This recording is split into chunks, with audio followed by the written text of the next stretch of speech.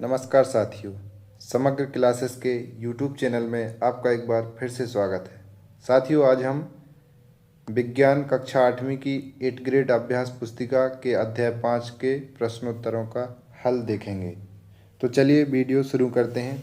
यदि आप हमारे चैनल पर नए हैं तो आप हमारे चैनल को सब्सक्राइब कर लें और बेल आइकन अवश्य प्रेस करें ताकि नए वीडियो का नोटिफिकेशन आप तक पहुंच सके। चलिए अब हम आज का ये वीडियो शुरू करते हैं। यहाँ पर हमें एक गतिविधि दी गई है जिसमें लिखा है निम्नलिखित शब्दों को उचित बॉक्स में लिखो एवं चित्र पूर्ण करो।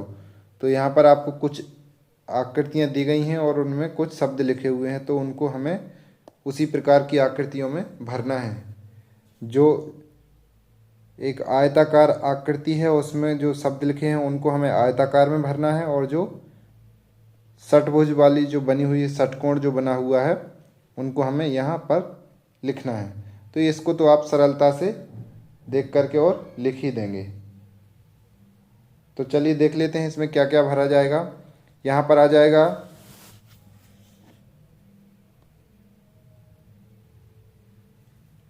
जंतु, वृक्ष, झाड़ियाँ और सूक्ष्म जीव। और इधर षटकोण वाली आकृति में क्या क्या आ जाएगा?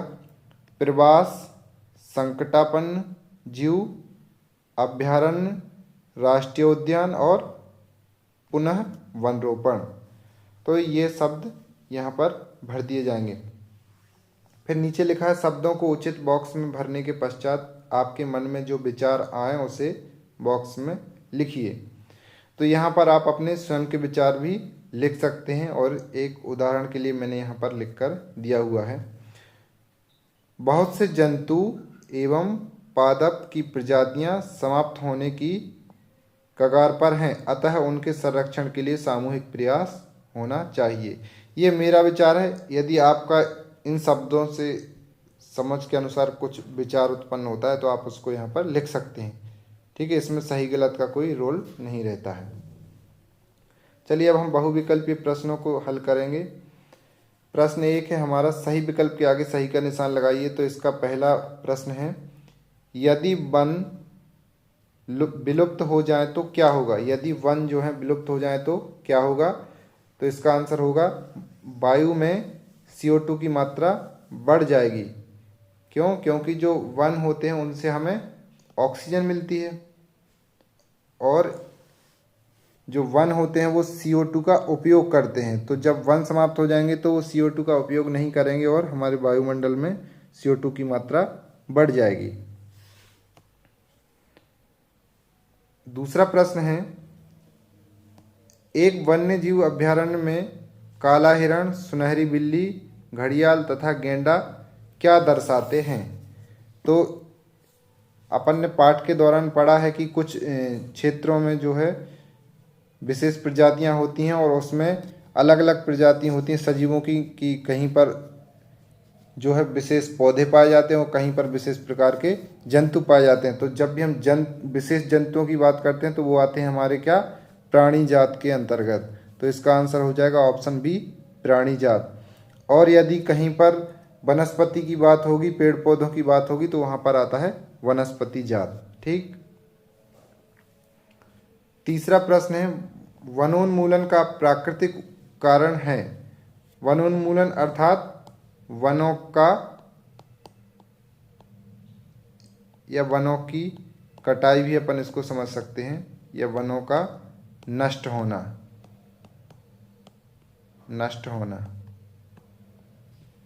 तो प्राकृतिक कारण क्या है जिससे वन नष्ट होंगे? तो एक तो होता है दावानल, जो जंगल की आग होती है, और दूसरा होता है सूखा। यदि सूखा बहुत ज़्यादा समय तक पड़ जाए तो वहाँ के जो सारे पेड़ पौधे हैं वो नष्ट हो जाएंगे। तो इसका आंसर होगा ऑप्शन ए और बी दोनों, जो डी वाला है वो इसका सही उत्तर हो जाएगा। इसके बाद यहाँ पर प्रश्न क्रमांक 4 जो है उसमें दिया है कॉलम 1 तथा कॉलम 2 से मिलान कर सही युग्म चुनिए। तो कॉलम 1 में आपको कुछ जंतुओं के नाम दिए गए हैं और कुछ विशेषताएं बताई गई हैं, उनको आपको कॉलम बी के साथ मिलाना है। तो सबसे पहले दिया है विशालकाय गिलहरी। तो कहाँ पाई जाती है विशालकाय गिलहरी? ये होती है स्थानीय प्रजाति, जो कि आपने सतपुड़ा वाले उसमें पढ़ा होगा। सतपुड़ा जैवमंडल आरक्षित क्षेत्र जो है उसमें विशालकाय गिलहरी पाई जाती है, एक विशेष क्षेत्र की प्रजाति है। पक्षी अभ्यारण्य दूसरा है। पक्षी अभ्यारण्य किसको कहते हैं? तो ये होता है भरतपुर, जो कि राजस्थान के अंतर्गत आता है। तो बी वाला हो जाएगा ये इस तरफ फर्स्ट में। फिर है वनों की कटाई। वनों की कटाई को हम क्या बोलते हैं? वनोन्मूलन। तो यहाँ पर आ जाएगा सी। और डी में है उपजाऊ भूमि का मरुस्थलीकरण में परिवर्तन क्या कहलाता है? तो ये होता है मरुस्थलीकरण। अब हम इसके जो है यहाँ पर नीचे विकल्प दिए गए हैं, ऊपर तो एक कॉलम दिए गए हैं, नीचे विकल्प दिए गए हैं। तो हमें इसको देखना है कि यहाँ पर ए की जोड़ी किसके साथ बन रही है। तो ए की जो बन रही है वो बन रही है किसके साथ? तीसरे वाले के साथ, स्थानीय प्रजाति। और पक्षी अभ्यारण्य किसको बोलते हैं? बी का है फर्स्ट वाला। तो देखिए फर्स्ट का थर्ड यहाँ पर है और बी का फर्स्ट यहाँ पर है। तो यहाँ पर हमें एक एक को मिला के चलना है। किस तरीके से इनको मैच करते हैं हम एक बार देख लेते हैं। जैसे हमने देखा कि फर्स्ट वाले की थर्ड से मिल रही है, तो हम देखेंगे कि फर्स्ट में थर्ड यहाँ पर भी है और यहाँ पर भी है, परंतु इन दोनों में नहीं है। तो अब की बार से हम इन दोनों को छोड़ देंगे। अब हम सीधा ऊपर नीचे वाले को देखेंगे। फिर हम देखते हैं कि बी में है पक्षी अभ्यारण्य। तो ये कहाँ आता है? भरतपुर में। तो ये देखेंगे हम बी वाला यहाँ पर है फर्स्ट वाले ऑप्शन में। तो अब नीचे वाला भी क्रॉस हो जाएगा। इसके बाद हम बाकी की एक बार मैच कर लेंगे। वनों की कटाई वनोन्मूलन मतलब सी की आएगी चौथे के साथ में। और उपजाऊ भूमि का मरुस्थल में परिवर्तन क्या कहलाता है? मरुस्थलीकरण। तो ये आ जाएगी डी की आ जाएगी दूसरे के साथ में। मतलब ये जो हमारा ऑप्शन ए है एकदम सही उत्तर है। चलिए अगला प्रश्न देखते हैं। अगला है वन्य जीव अभ्यारण्य के लिए निम्न में से कौन सी विशिष्टता मुख्य है? तो वन्य जीव अभ्यारण्य की कौन सी विशेषता है इनमें से आप बताएंगे? यहाँ प्राणियों को पिंजड़ों में बंद करके रखा जाता है। ये है क्या? यहाँ वन्य प्राणियों को पिंजरे में सुरक्षित रखा जाता है। यह केवल पादप स्पीशीज के संरक्षण के लिए है। चौथा है यहाँ जानवरों को पकड़ना और उनका शिकार करना सख्त प्रतिबंधित होता है। तो वन्यजीव अभ्यारण्य जो होता है यहाँ पर जानवरों का शिकार और उनको पकड़ना मारना प्रतिबंधित होता है। तो ऑप्शन डी इसका राइट आंसर रहेगा।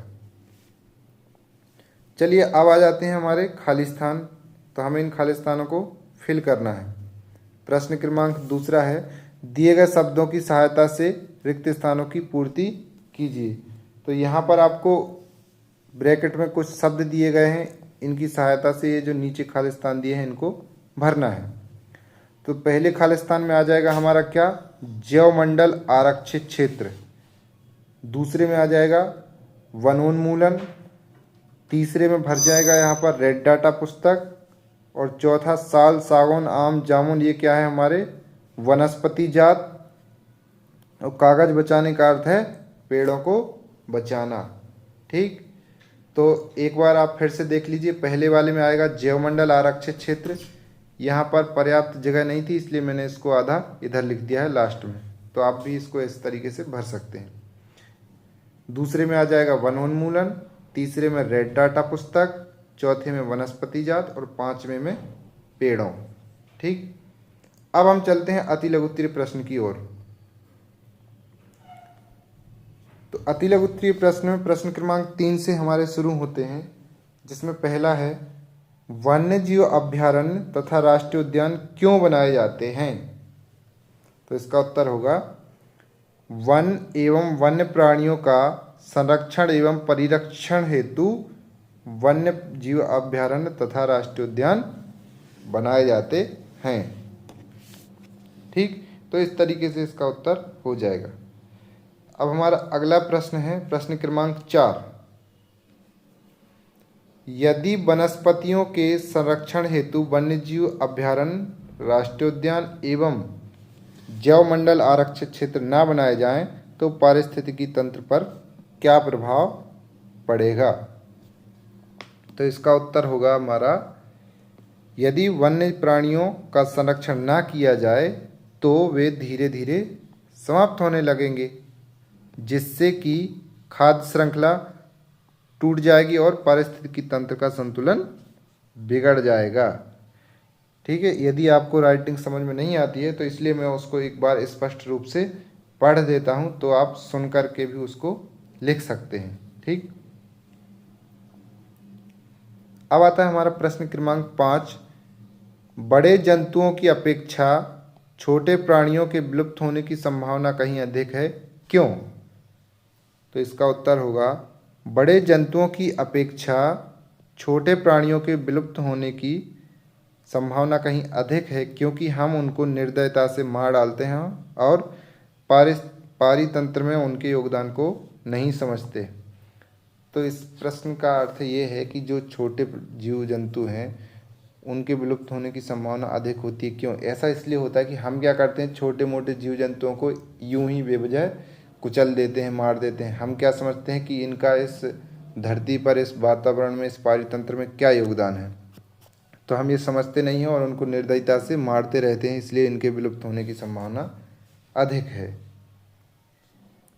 अब हमारा अगला प्रश्न आता है, चिड़ियाघर और वन्य जीव अभ्यारण्य में कोई दो अंतर बताइए। तो इस तरीके से अच्छे से कॉलम बना लेना है।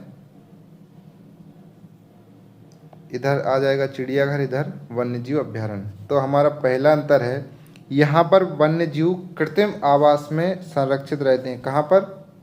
चिड़ियाघर में। और जबकि हम वन्य जीव अभ्यारण्य की बात करें तो यहाँ पर वन्य जीवों को उनके प्राकृतिक आवास में ही संरक्षित रहते हैं। दूसरा अंतर आ जाएगा, यहाँ जंतुओं को भोजन देना पड़ता है। कहाँ पर? चिड़ियाघर में। क्योंकि चिड़ियाघर में क्या होता है कि एक कृत्रिम रूप से आवास बनाया जाता है जहाँ पर जानवर जीव जंतु रहते हैं, तो हमें वहाँ पर उनको भोजन देना पड़ता है क्योंकि वहाँ उनके शिकार करने के लिए अन्य जानवर तो होते नहीं हैं। ठीक, और जबकि वन्य जीव अभ्यारण्य में क्या होता है, यहाँ जानवर खुद ही अपना भोजन तलाश कर लेते हैं, शिकार करते रहते हैं। जो शाकाहारी जंतु हैं वो जंगल में भ्रमण करके अपना भोजन तलाशते रहते हैं। जबकि जो चिड़ियाघर, जो जू पार्क होता है, उसमें ऐसा नहीं होता है। उसमें क्या होता है कि हमें उनको भोजन देना पड़ता है। अब हमारा 7वां प्रश्न है, आप अपने क्षेत्र में हरियाली बनाए रखने के लिए किस प्रकार योगदान दे सकते हैं? आपके द्वारा किए जाने वाले कार्यों की सूची बनाइए। तो यहाँ पर हम अपने क्षेत्र में हरियाली बनाए रखने के लिए क्या क्या कर सकते हैं, इनके बारे में हमें बताना है। तो हम अपने क्षेत्र में हरियाली बनाए रखने के ये तरीके अपना सकते हैं। कौन सा? नंबर 1, नए पेड़ लगाकर। नंबर 2, पहले से लगे हुए पेड़ पौधों की देखभाल करना। और नंबर 3 है पानी का संरक्षण करके एवं बागवानी करके। तो एक तो हम नए पेड़ पौधे लगाएंगे तो हमारे आसपास हरियाली रहेगी, या फिर जो पहले से लगे हुए हैं हम नए नहीं लगा सकते तो हम कम से कम उनकी देखभाल करें अच्छे से।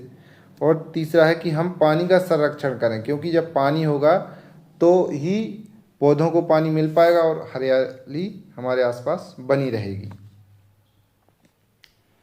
आगे हमारे शुरू होते हैं लघुत्तरीय प्रश्न।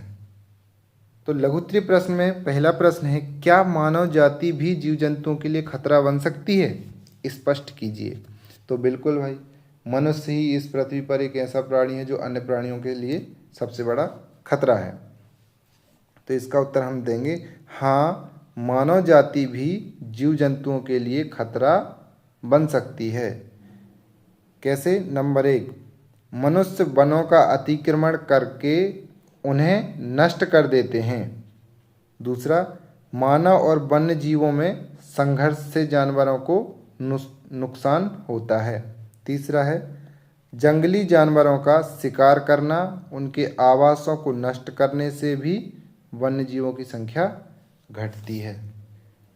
तो ये तो 3 कारण दिए हैं। ऐसे कई कारण हो सकते हैं जिनके कारण जो मानव जाति है वो वन्य जीवों के लिए खतरा है।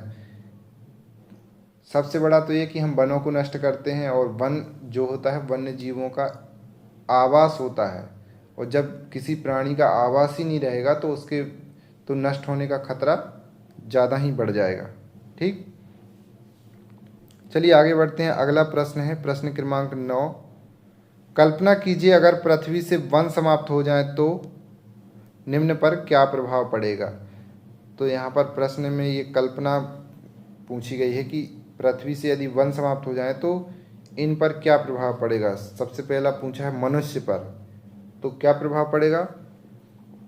सांस लेने के लिए ऑक्सीजन नहीं मिल पाएगी, जिससे मानव जीवन को खतरा उत्पन्न हो जाएगा।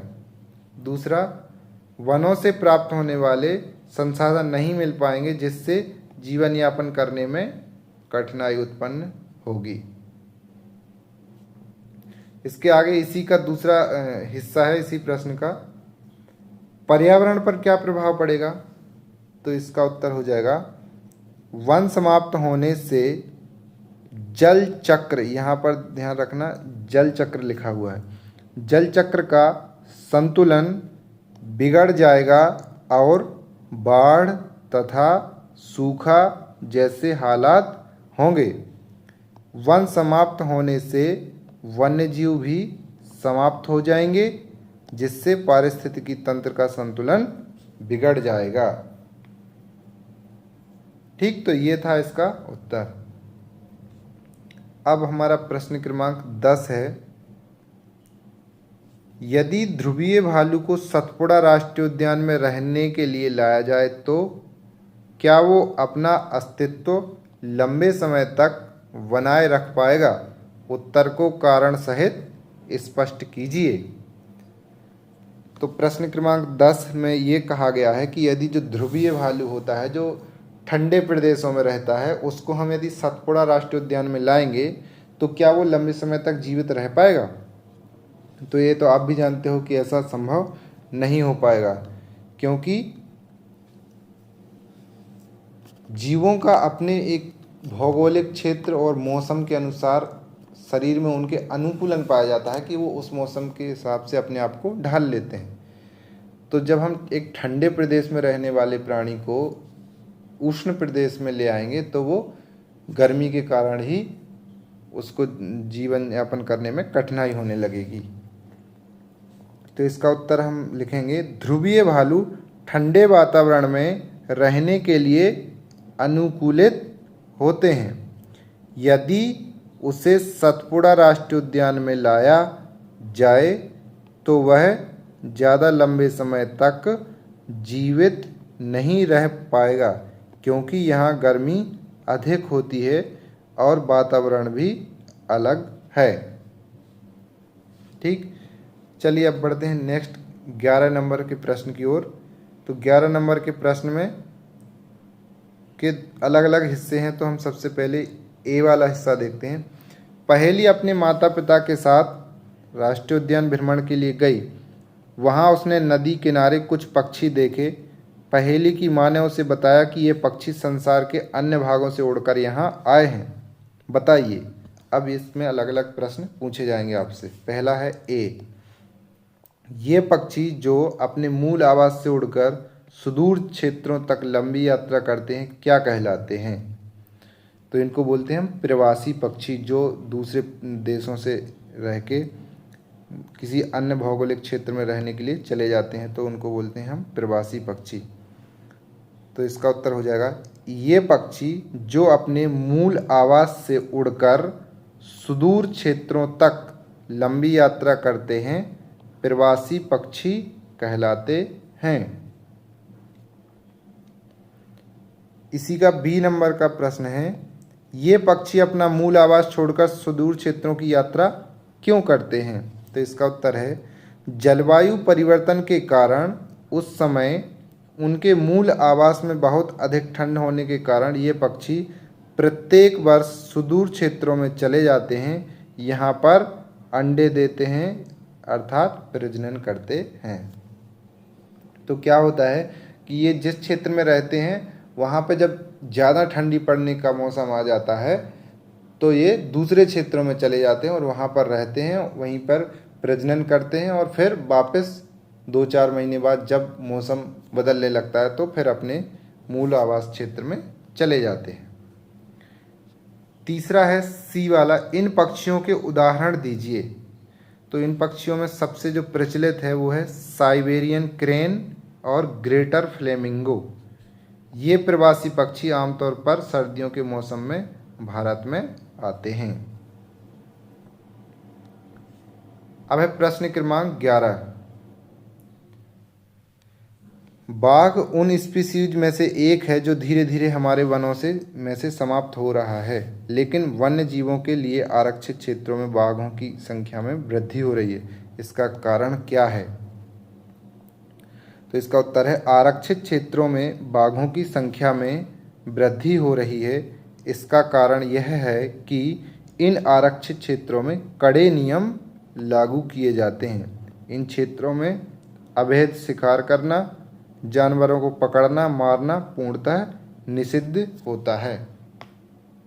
तो जो आरक्षित क्षेत्र होते हैं वहाँ पर क्या है, सरकार जानवरों की सुरक्षा के लिए बहुत कड़े नियम लागू करती है, जिससे कि वहाँ पे जानवरों की जो बाघों की संख्या है उनमें वृद्धि हो रही है, जो कि एक अच्छे संकेत हैं पर्यावरण के लिए, वातावरण के लिए और हमारे पारिस्थितिकी तंत्र के लिए।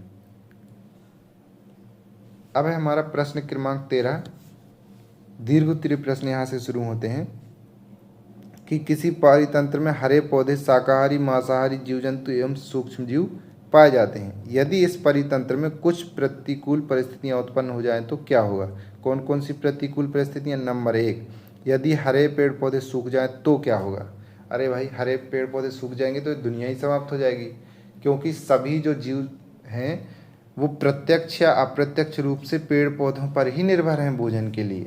ठीक, तो हम इसका उत्तर लिखेंगे, हरे पेड़ पौधे पारितंत्र में भोजन के मुख्य स्रोत होते हैं। यदि पेड़ पौधे नहीं होंगे तो उन पर प्रत्यक्ष या परोक्ष रूप से निर्भर रहने वाले जीव भी समाप्त हो जाएंगे। ठीक, नेक्स्ट है इसी का दूसरा पार्ट, यदि मांसाहारी जंतुओं की संख्या में वृद्धि हो जाए तो क्या होगा? तो इसका उत्तर होगा कि यदि मांसाहारी जंतुओं की संख्या में वृद्धि हो जाए तो भोजन के लिए अन्य जंतुओं का शिकार ज़्यादा करेंगे और प्रतिस्पर्धा के चलते कई प्रजातियां विलुप्त होने लगेंगी। क्या होगा कि जब मांसाहारी जंतुओं की संख्या बढ़ जाएगी तो वो शिकार के लिए जो शाकाहारी जंतु हैं उनको जल्दी जल्दी खाना शुरू करेंगे, क्योंकि उनकी संख्या ज़्यादा हो गई। तो शाकाहारी जो प्राणी हैं वो नष्ट होने की कगार पे आ जाएंगे, और जब वो नष्ट होने लगेंगे तो फिर जो मांसाहारी हैं उनको भोजन की कमी होने लगेगी और फिर वो आपस में ही लड़के और भोजन की प्रतिस्पर्धा में मरने लगेंगे। तीसरा है इसी का पार्ट, यदि शाकाहारी जंतु समाप्त हो जाए तो क्या होगा? तो क्या होगा, यदि शाकाहारी जंतु समाप्त हो जाए तो जो मांसाहारी जीव हैं वे शिकार नहीं कर पाएंगे और भोजन के अभाव में उनके जीवन को खतरा उत्पन्न हो जाएगा। जब भोजन ही नहीं मिलेगा तो धीरे धीरे ये प्राणी भी नष्ट होने लगेंगे। चौथा प्रश्न है, पारितंत्र में सूक्ष्म जीवों का क्या महत्व है? सूक्ष्म जीव जो छोटे छोटे जीवाणु, बैक्टीरिया वगैरह होते हैं, कवक हैं, इनका क्या है? तो ये क्या करते हैं, सूक्ष्म जीव सजीवों के मृत अवशेषों को नष्ट करके उन्हें मिट्टी में मिला देते हैं, जिससे पर्यावरण साफ स्वच्छ रहता है। तो जो सूक्ष्म जीव है इनका बहुत ही महत्वपूर्ण योगदान होता है। क्या होता है, जब सजीव मृत हो जाता है तो उसके जो अवशेष होते हैं, यदि सूक्ष्म जीव उनको अपघटित नहीं करेंगे तो ये सड़कें और हमारे वातावरण को प्रदूषित करेंगे। तो इनका एक बहुत ही महत्वपूर्ण योगदान होता है हमारे पारितंत्र में। अब आ जाता है हमारा प्रश्न क्रमांक 14, वन्य अभयारण्य, राष्ट्रीय उद्यान, जैवमंडल, आरक्षित क्षेत्रों की विशेषताएं लिखिए। तो यहाँ पे वन्य अभयारण्य की विशेषताएं क्या होती हैं कि वह क्षेत्र जहाँ जंतु उनके आवास में किसी प्रकार के विक्षोभ से सुरक्षित रहते हैं। उनके आवास में, यहाँ पर में लिखा जाएगा, में छूट गया है, आवास में किसी भी प्रकार के विक्षोभ के से सुरक्षित रहते हैं। मतलब जो वन्य अभयारण्य होते हैं यहाँ पर उनके आवास में, आवास जो होता है, जो वन क्षेत्र होता है, उसमें किसी भी प्रकार का विक्षोभ या अवांछनीय गतिविधि जो होती है वो निषिद्ध होती है और वो सुरक्षित रहते हैं। राष्ट्रीय उद्यान में क्या होता है कि वन्य जीव जो है स्वतंत्र रूप से अपने आवास, प्राकृतिक आवास में रह सकते हैं और उनके संसाधनों का उपयोग कर सकते हैं। और यहाँ पे एक जीवमंडल आरक्षित क्षेत्र भी है, तो यहाँ पर थोड़ी सी लचीलापन होता है कि जो आदिवासी जंगल में रहने वाले होते हैं उनके लिए उस आरक्षित क्षेत्र के अंतर्गत सिर्फ उन्हीं के लिए जीवन यापन करने की अनुमति होती है। इसका दूसरा पार्ट है, अपने जिले, प्रदेश एवं देश में जो राष्ट्रीय उद्यान, वन्य जंतु अभयारण्य, जीवमंडल आरक्षित क्षेत्र हैं उनकी तालिका में पूर्ति कीजिए। तो हम यहाँ पर धार जिले की बात कर रहे हैं। आप अपने जिले के अनुसार इनको गूगल से या अपने शिक्षक की सहायता से जानकारी लेकर के भर लीजिए। तो आपके ज़िले में यहाँ पर आ जाएगा डायनासोर जीवाश्म नेशनल पार्क। मैंने एनपी शॉर्ट में लिख दिया क्योंकि यहाँ पे जगह कम थी, या राष्ट्रीय उद्यान भी हम उसको बोलते हैं। वन्य जंतु अभयारण्य में यहाँ पर होता है खरमोर अभयारण्य, जो कि सरदारपुर तहसील के अंतर्गत धार जिले में आता है, और यहाँ पर जीवमंडल आरक्षित क्षेत्र कोई भी नहीं है। यदि हम प्रदेश में बात करें तो कुल 11 राष्ट्रीय उद्यान हैं और 24 वन्य जंतु अभयारण्य हैं और 3 जीवमंडल आरक्षित क्षेत्र हैं।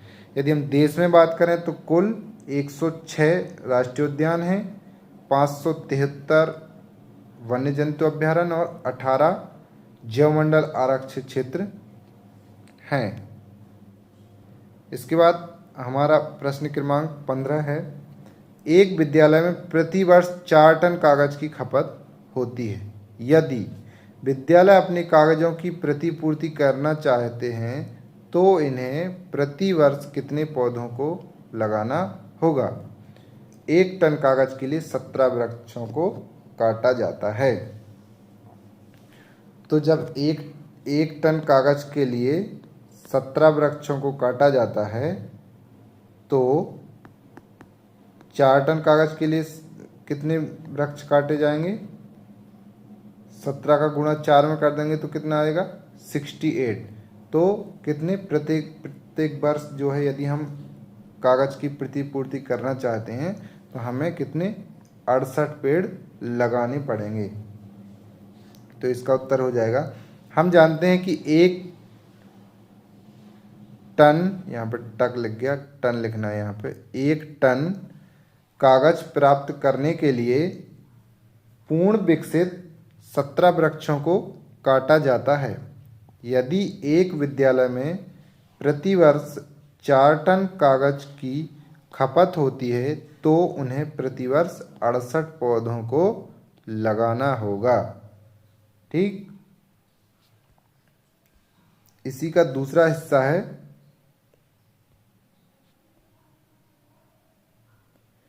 यदि विद्यालय 50% कागज को पुनः चक्रण कर उपयोग में लाया जाता है तो इस स्थिति में कितने पौधे को प्रतिवर्ष लगाना होगा? तो भाई जब 50% जो कागज है उसको रीयूज करेंगे तो अगले साल सिर्फ 50% अर्थात 2 टन कागज की एक्स्ट्रा खपत होगी। तो उसके लिए हमें 34 वृक्षों को लगाना पड़ेगा, क्योंकि आधा ही खपत बचेगी, मतलब नए कागज की, तो जो लगाने की संख्या है वो भी आधी हो जाएगी। तो इसका उत्तर होगा, विद्यालय यदि 50% कागज को पुनः चक्रण कर उपयोग में लेता है तो इस स्थिति में दूसरे वर्ष से 34 पौधों को लगाना पड़ेगा। और इसके साथ हमारा जो अंतिम प्रश्न है इस अध्याय का, विद्यालय कागज की बचत के लिए कौन कौन से विकल्प अपना सकता है?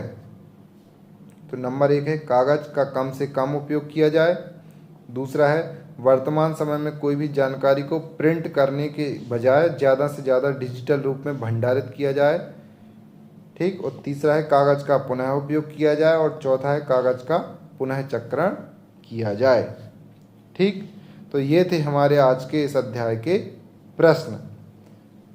दोस्तों, वीडियो आपको अच्छा लगे तो इसको लाइक करें और अपने मित्रों तक इसको ज़्यादा से ज़्यादा शेयर करें। और यदि आपने अभी तक हमारे चैनल को सब्सक्राइब नहीं किया है तो सब्सक्राइब कर लें। ठीक है, मिलते हैं अगले वीडियो में। नमस्कार।